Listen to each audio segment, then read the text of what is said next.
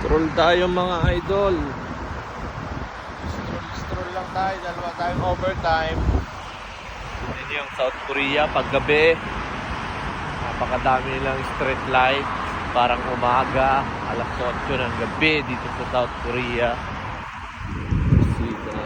South Korea. Malamig ngayon dito sa South Korea kasi mag-winter na. Ayan.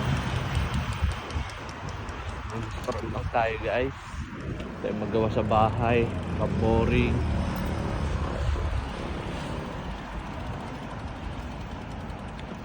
Oop!